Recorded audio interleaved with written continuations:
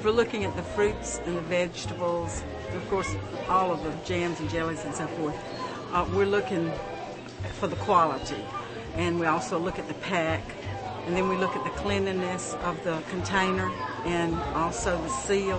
When we're looking at the quality, we're looking at the color of it, we're looking at the appearance.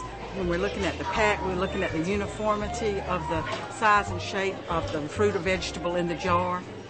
And also we're looking at the proportion of solid to liquid and if the liquid covers the food.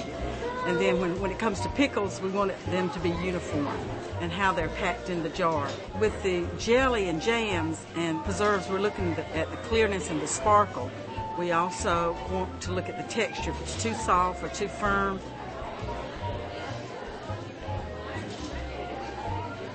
Well, I've been entering in the fair for 50 years, but not necessarily canning. I started off with crocheting, and I really don't remember the year that I started with canning, but it's been a long time.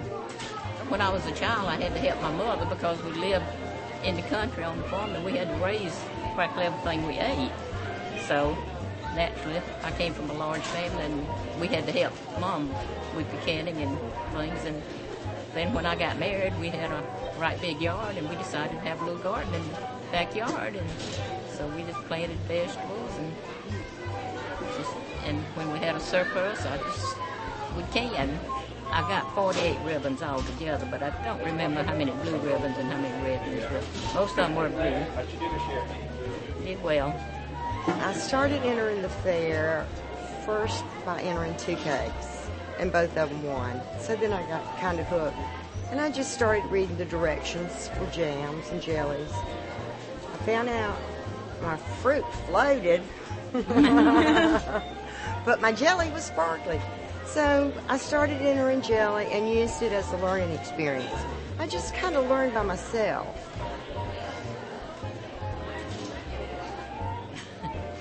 It's no secret. I just do the best I can and hope that the judges like the product.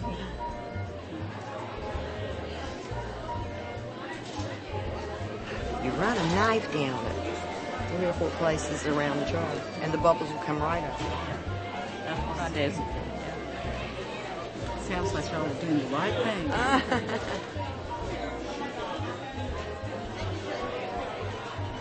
Well, as you see, I slice them and just cook them, not real done, just cook them till they're sort of soft, and I pack them in a jar. A teaspoon of sugar and a teaspoon of salt. I put that in everything that I can. Just, they say it preserves the flavor, and then I process them in a pressure cooker for a period of time, and depending on what vegetable you're canning and how long you have to process it.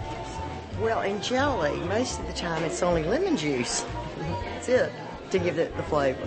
You've got to find the fruit, and you either have to chop or core or peel, but most of the time you have to cook and simmer, and you have to drain it through a cheesecloth, and that's kind of a long process.